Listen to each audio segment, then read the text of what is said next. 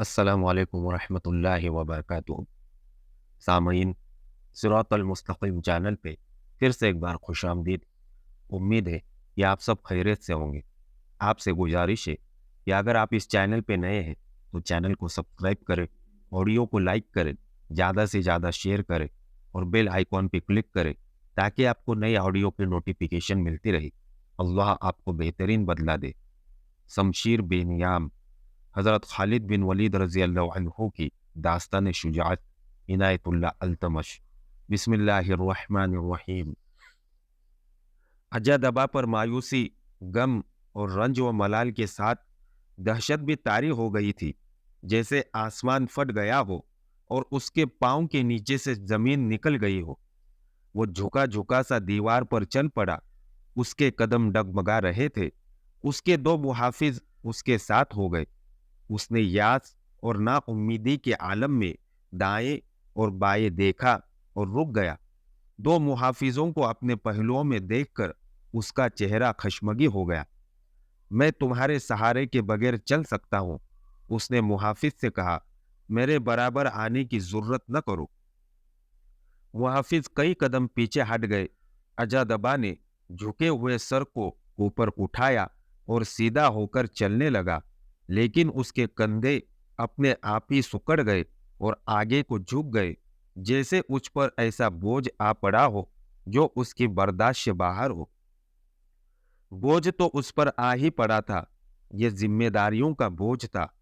हीरा उसकी जिम्मेदारी में था। जहां उसका बेटा उसका दस्ते रास्त था, वो भी न रहा। वो खुद उर्दशेर का दस्ते रास्त बना हुआ था, लेकिन उर्दशेर के बगैर वो कुछ भी नहीं था। उर्दशेर ने उसे बहुत बड़ी हैसियत दे रखी थी। वो हीरा जैसे शहर और इसके मुजाफाती इलाके का हाकिम था और बहुत हद तक खुद मुख्तार हाकिम था। मगर वो किसरा उर्दशेर मर गया था, जिसने उसे इतनी ज्यादा खुद मुख्तारी दे रखी थी। फारस की शहंशाही के तख्त पर बैठने वाले नए शहंशाह से अजदबा इतनी मुरव्वत और रुतबे की तवक्को नहीं रख सकता था। मदीना के मुजाहिदीन ने सही मानों में उसके पांव तले से जमीन खींच ली थी। मगर क्यों? उसके एक सालार ने उसे उस वक्त कहा जब वह अपने शीश महल के खास कमरे में पहुंच चुका था। सालार ने उसे कहा, मालूम होता है आपने लड़ने से पहले ही शिकस्त कबूल कर ली है।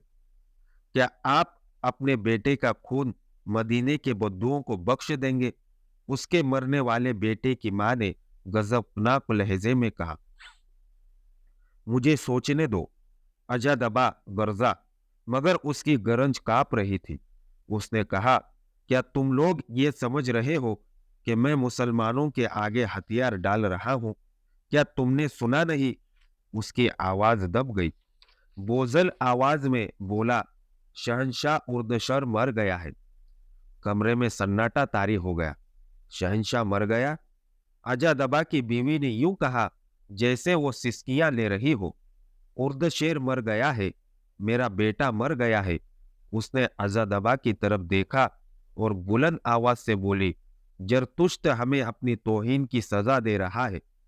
हमें अब इस आग में जलना है जिसकी हम पूजा करते हैं।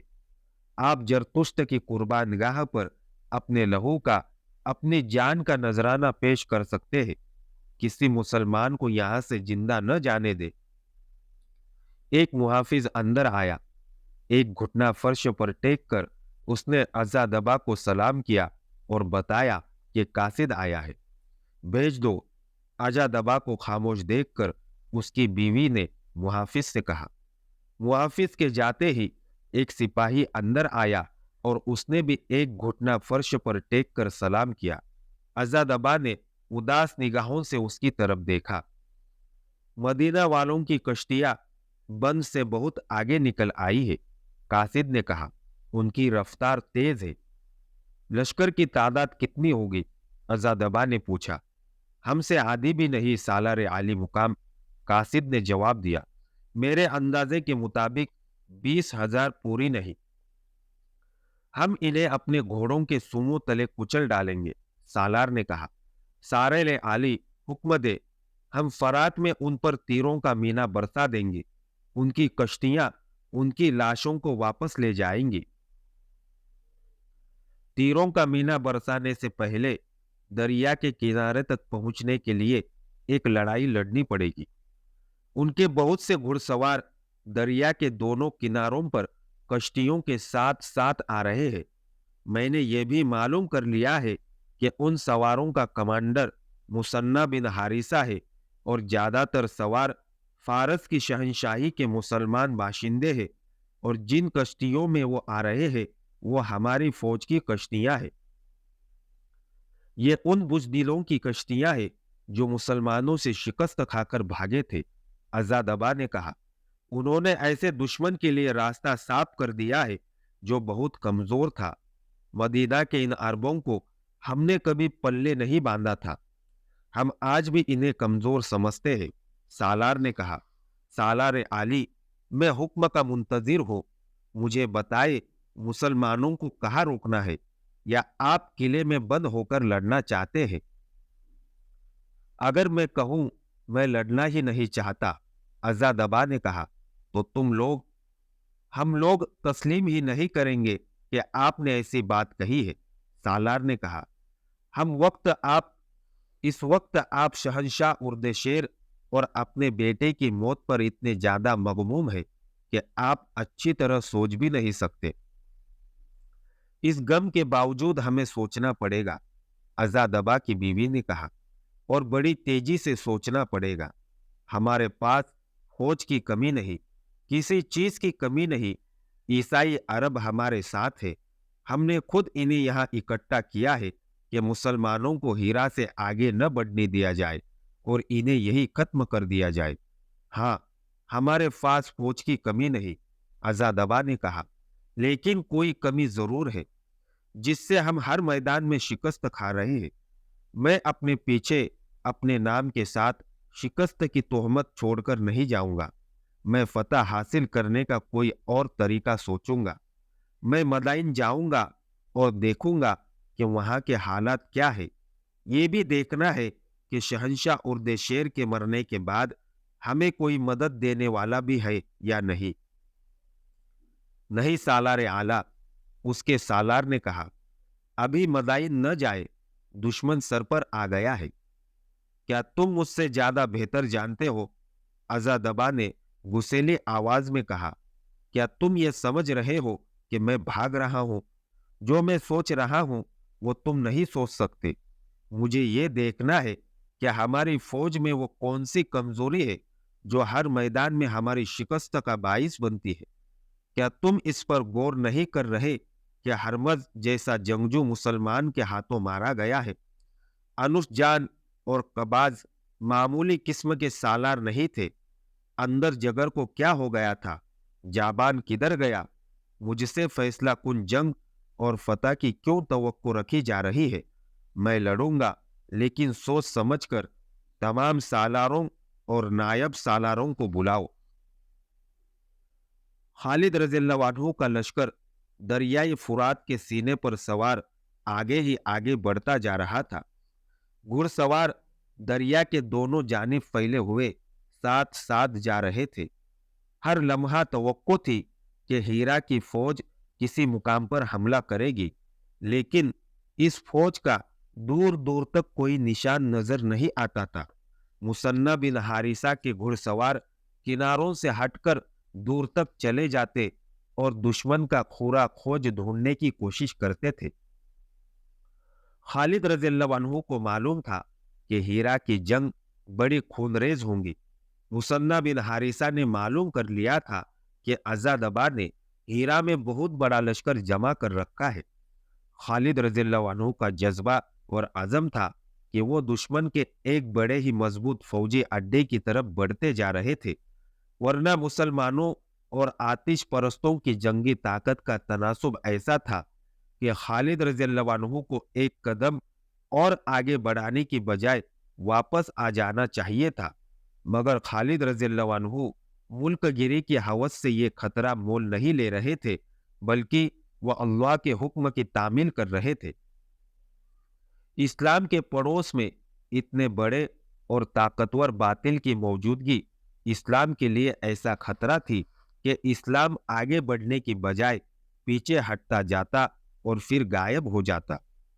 ابن ولید خالد رضی اللہ عنہ کو دریا کے کنارے سے مثنی بن حارثہ کی پکار سنائی دی، منزل قریب آ گئی ہے۔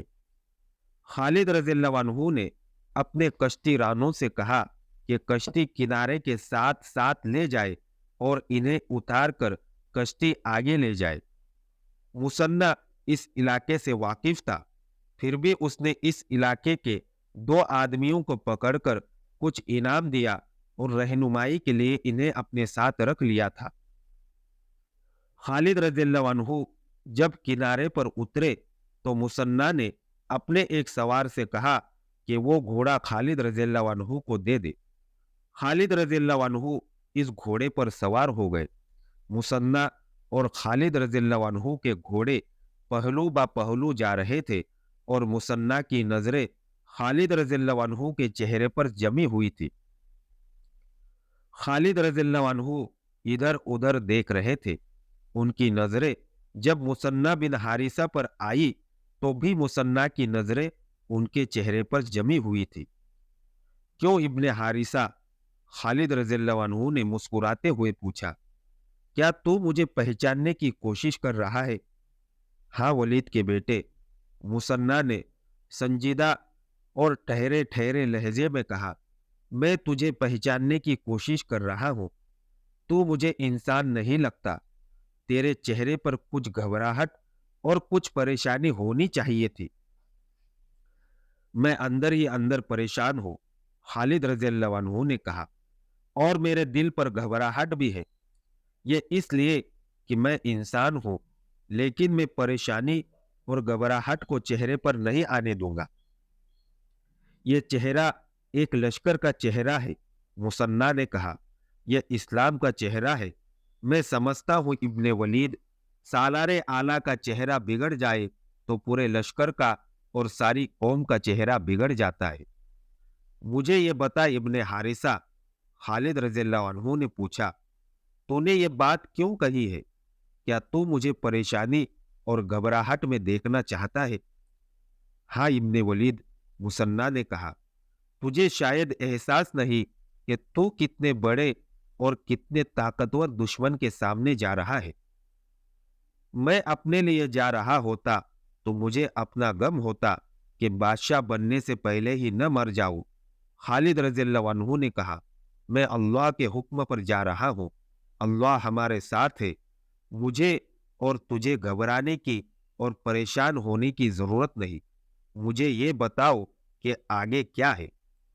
مثنی نے ان 2 آدمیوں کو بلایا جو اس علاقے کے رہنے والے تھے اور انہیں کہا کہ وہ بتائے کہ آگے کیا ہے۔ ان دونوں نے بتایا کہ آگے ہیرا ہے، وہاں تک زمین کیسی ہے۔ خالد رضی اللہ عنہ نے ان آدمیوں کو وہاں سے ہٹا دیا اور مثنی کے ساتھ ہیرا پر حملے کی اسکیم بنانے لگے۔ ہیرا فرات کے کنارے پر واقع تھا۔ خالد رضی اللہ عنہ نے اپنے سالاروں عاصم بن عمر اور عیدی بن حاتم کو کشتیوں سے کنارے پر بلایا۔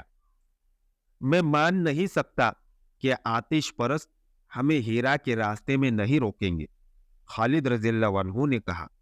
ان کے پاس اتنی زیادہ فوج ہے جسے اس سارے علاقے میں پھیلا سکتے ہیں۔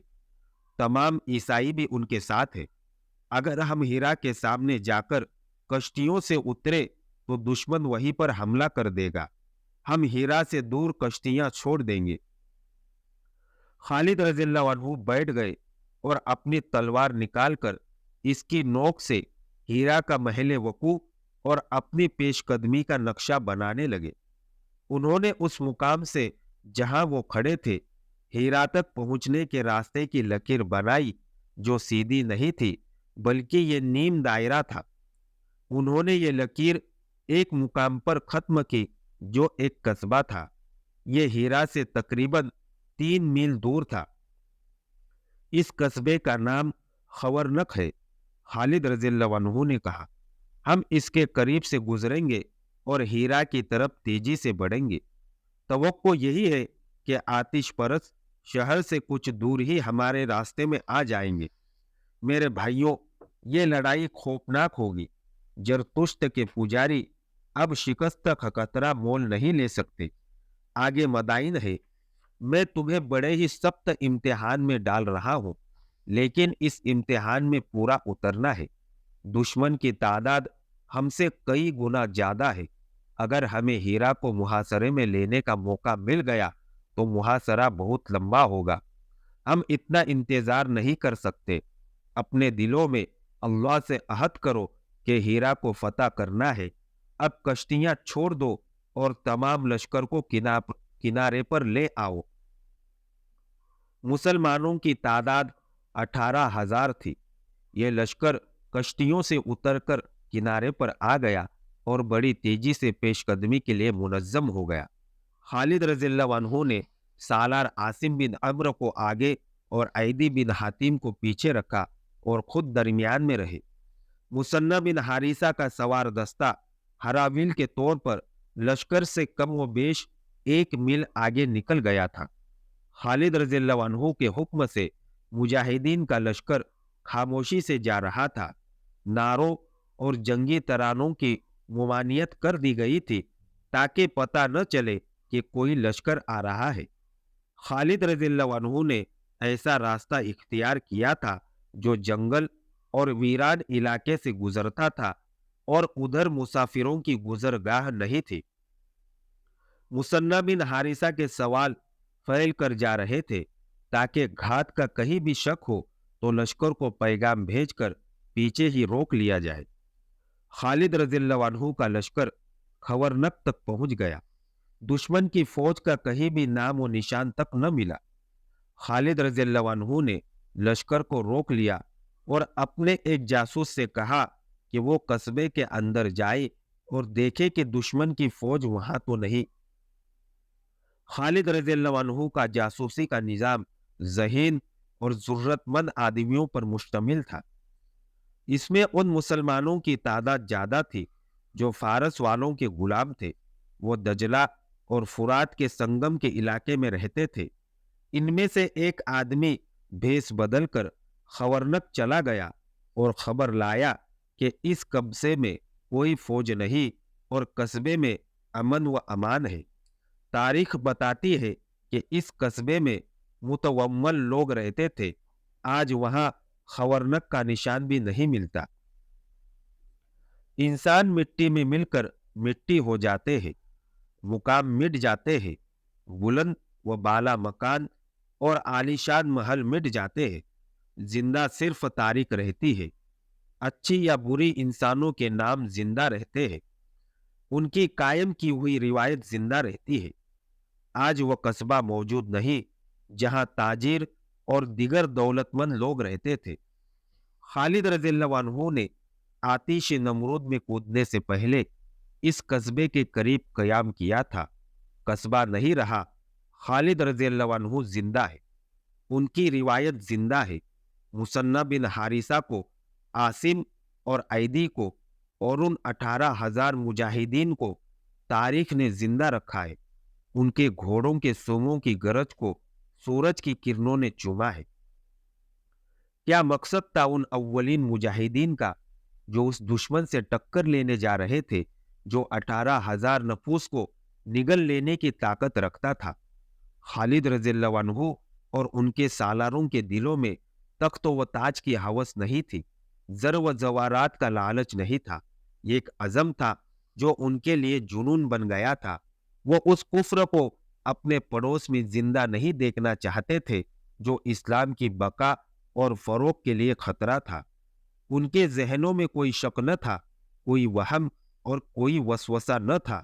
وہ ہمیشہ زندہ رہنے والی روایت اپنے خون سے لکھنے جا رہے تھے۔ مورخ نے اس وقت کے وقائع نگاروں کے حوالوں سے لکھا ہے کہ خالد رضی اللہ عنہ پر خاموشی طاری تھی۔ کوئی سپاہی ان کی طرف دیکھتا تھا تو وہ مسکراتے تھے۔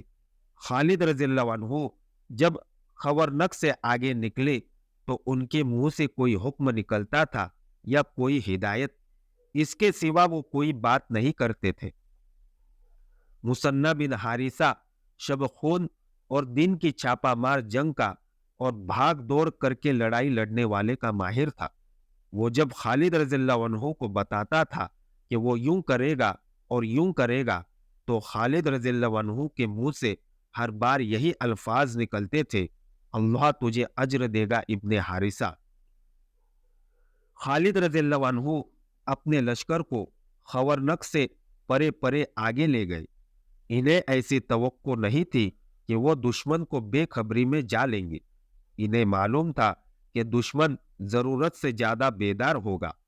خالد رضی اللہ عنہ نے حکم دیا کہ اس قصبے پر نظر رکھنے کے لیے چند ایک مجاہدین کو پیچھے رہنے دیا جائے، تاکہ اس میں سے نکل کر کوئی آدمی ہیرا یہ اطلاع نہ دینے چلا جائے کہ مسلمانوں کا لشکر آ رہا ہے۔ یہ فندہ تھا جس میں مدینہ کا لشکر جا رہا تھا۔ وہ علاقہ گھاٹ کے لیے موجود تھا، لیکن گھاٹ کے بھی آثار نہیں نظر آتے تھے۔ یہی ہو سکتا تھا کہ دشمن کا لشکر اچانک ہر طرف سے آئے گا اور 18,000 کے اس لشکر کو گھیرے میں لے کر سالاروں سے سپاہیوں تک کاٹ دے گا۔ کچھ اور آگے گئے تو ایک ٹیکری آ گئی۔ خالد رضی اللہ عنہ نے گھوڑے کو ایڑ لگائی اور ٹیکری پر چڑھ گئے۔ ان کے حکم سے لشکر رک گیا۔ اللہ کے سپاہیوں، تم پر اللہ کی رحمت ہو۔ آج خدائے واحد نے تمہیں بڑے سخت امتحان میں ڈال دیا ہے۔ آج اللہ کے رسول صلی اللہ علیہ وسلم کی روح مقدس تمہیں دیکھ رہی ہے۔ آج تم ایک پہاڑ سے ٹکرانے اور اسے ریزہ ریزہ کرنے جا رہے ہو۔ اب جس لشکر کے ساتھ تمہارا مقابلہ ہوگا وہ اس پہاڑ سے کم نہیں۔ مجاہدین اسلام، اگر آج تم نے پیٹھ دکھائی تو تمہیں نہ خدا بخشے گا نہ دشمن۔ آج اس عہد سے آگے بڑھو، فتح یا موت۔ ہماری جانیں اللہ کی امانت ہے۔ یہ امانت اللہ کو لوٹانی ہے، لیکن باوقار طریقے سے۔ اللہ تمہارے ساتھ ہے۔ تعداد اور ہتھیاروں کی کمی اور افراط شکست اور فتح کا باعث نہیں بن سکتی۔ فتح جذبے اور عزم سے حاصل ہوتی ہے۔ اس یقین کے ساتھ آگے بڑھو کہ رسول اللہ صلی اللہ علیہ وسلم کی روح مقدس تمہارے ساتھ ہے۔ خالد رضی اللہ عنہ نے اپنے لشکر کو جذبے اور زیادہ گرما دیا۔ وہ ہیرا کے عقب کو جا رہے تھے۔ اس طرح انہیں خاصا بڑا چکر کاٹنا پڑا۔ جب شہر کے قریب گئے تو بھی دشمن کا کوئی سپاہی نظر نہ آیا۔ دیوار کے اوپر اور برجوں میں بھی کوئی نظر نہ آتا تھا۔ امنیشیا میں بھی ایسے ہی ہوا تھا، اور خالد رضی اللہ عنہ نے اسے دھوکہ سمجھا تھا، لیکن یہ دھوکہ نہیں تھا۔ دشمن شہر خالی کر کے چلا گیا تھا۔ ہیرا میں بھی آتش پرستوں کی فوج کہیں نظر نہیں آتی تھی۔ شہر پناہ کے دروازے کھلے تھے۔ مثنہ بن حارثہ اپنے چند ایک سواروں کے ساتھ شہر کے ارد گرد چکر لگا آیا۔ ابن ولید مثنہ نے خالد رضی اللہ عنہ سے کہا، سامنے والا دروازہ بھی کھلا ہے اور لوگ گھومتے پھرتے دکھائی دے رہے ہیں۔ ایسا نہیں ہو سکتا۔ خالد رضی اللہ عنہ نے کہا، امنیشیا خالی تھا تو کہتا ہے شہر میں لوگ موجود ہیں۔ یہ فندہ ہے ابن حارثہ، یہ جال ہے۔ عاصم اور ایدی کو بلاؤ۔ دونوں سالار آئے تو خالد رضی اللہ عنہ نے انہیں بتایا کہ شہر کی کیفیت کیا ہے۔ کچھ دیر تبادلہ خیالات اور بحث و مباحثہ ہوا اور طے پایا کہ تمام دروازوں سے لشکر کے دستے طوفان کی طرح اندر جائے اور شہر میں پھیل جائیں گے۔ اگر خطرہ تھا تو یہ کوئی معمولی خطرہ نہیں تھا۔ خالد رضی اللہ عنہ نے اپنے لشکر کو جس طرح شہر میں داخل ہونے کو کہا تھا، اس طرح اکیلے اکیلے مجاہد کے کٹ جانے یا مکانوں میں چھپے ہوئے تیر اندازوں کے تیروں کا نشانہ بننے کا خطرہ تھا، لیکن خالد رضی اللہ عنہ نے یہ خطرہ مول لے لیا اور لشکر کو شہر میں داخل ہونے کو کہا تھا۔ اس طرح اکیلے اکیلے مجاہد کے کٹ جانے یا مکانوں میں چھپے ہوئے تیر اندازوں کے تیروں کا نشانہ بننے کا خطرہ تھا۔ مجاہدین دوڑتے ہوئے گھوڑے اور दौड़ाते हुए अंदर चले गए। शहर के लोग छुपने या भागने की बजाय बाहर आ गए। औरतें छतों पर चढ़ गई। बाज लोग घरों में छुप गए थे और उन्होंने दरवाजे बंद कर लिए थे। लेकिन कत्ल व गारत और लूट मार न हुई तो छुपे हुए लोग भी बाहर आ गए। खालिद रज़ियल्लाहु अन्हु ने सारे शहर में ऐलान कराया कि जिस घर में आतिश परस्तों के लश्कर का कोई आदमी हो उसे घर से निकाल दो। किसी मकान से एक भी तीर आया उस मकान को आग लगा दी जाएगी। शहर के मुअज्जिन और सरकर्दा अफराद का एक वफद खालिद रज़ियल्लाहु अन्हु के पास आया और बताया कि शहर के किसी भी घर में फौज का कोई आदमी नहीं। फौज कहाँ गई? खालिद रज़ियल्लाहु अन्हु ने पूछा। मदाइन चली गई है, वफद के सरकर्दा शख्स ने कहा। हाकिम अज़ादबा कहाँ है? वो भी चला गया है। खालिद रज़ियल्लाहु अन्हु को जवाब मिला। मुझे कौन यकीन दिला सकता है कि हमारे साथ धोखा नहीं होगा? खालिद रज़ियल्लाहु अन्हु ने पूछा। कौन मान सकता है कि हाकिम भी चला जाए, फौज भी चली जाए और रियाया अपने दुश्मन की फौज को अपने शहर में देखकर भी अमन व अमान से रहे और उसे अपने दुश्मन का कोई खौफ न हो। हम सालार मदीना को यही यकीन दिलाने आए हैं कि हीरा की रियाया अमन व अमान से रहेगी और अमन व अमान की दरख्वास्त करती है। वफद के सरकर्दा शख्स ने कहा, धोखा आपके साथ नहीं होगा, धोखा हमारे साथ हुआ है। जिस रियाया को उसका हाकिम और फौज दुश्मन के रहम व करम पर छोड़ जाए, वो रियाया दुश्मन को दोस्त बनाने की कोशिश करेगी, दुश्मन को धोखा देने का खतरा मोल नहीं लेगी। हम इस फौज का साथ नहीं दे सकते जिसने काजमा में शिकस्त खाई, पुलिस से भागी, अमनीशिया जैसा शहर खाली करके भाग आई और ये इतना बड़ा शहर और अपनी रियाया को छोड़कर भाग गई है। तुम क्या चाहते हो? खालिद रज़ियल्लाहु अन्हु ने पूछा। अमन, वफद के सरदार ने जवाब दिया। शहर के बाशिंदे अमन की और अपने जान व माल और इज्जत के तहफ़्फ़ुज़ की कीमत देंगे। हम कीमत नहीं लिया करते। खालिद रज़ियल्लाहु अन्हु ने कहा, खुदा की कसम, अमन के जवाब में अमन देंगे। क्या मेरे लश्कर के किसी एक भी आदमी ने किसी के घर से कोई चीज उठाई है, किसी की इज्जत पर हाथ डाला है? नहीं, वफद के सरदार ने कहा। हम सिर्फ उस शहर के अमवाल को माले गनीमत समझते हैं जिसके बाशिंदे भाग गए हो। खालिद रज़ियल्लाहु अन्हु ने कहा, तुम अपने घरों में मौजूद थे और तुम हमारे मुकाबले में भी नहीं आए, इसलिए ये मेरा फर्ज है कि मैं इस शहर के बाशिंदे को अपनी पनाह में ले लूंगा और मैं इसकी कोई कीमत नहीं लूंगा। जाओ, अमन से आए हो तो अमन से जाओ। बेशक यह है वो ताकत जो आपको हर मैदान में फतह देती है, वफद के सरदार ने कहा। आज के लिए इतना ही काफ़ी है। अगली दास्तान जानने के लिए हमारे साथ जुड़े रहिए और इस ऑडियो को ज़्यादा से ज़्यादा शेयर करना न भूलें। दुआओं की गुजारिश।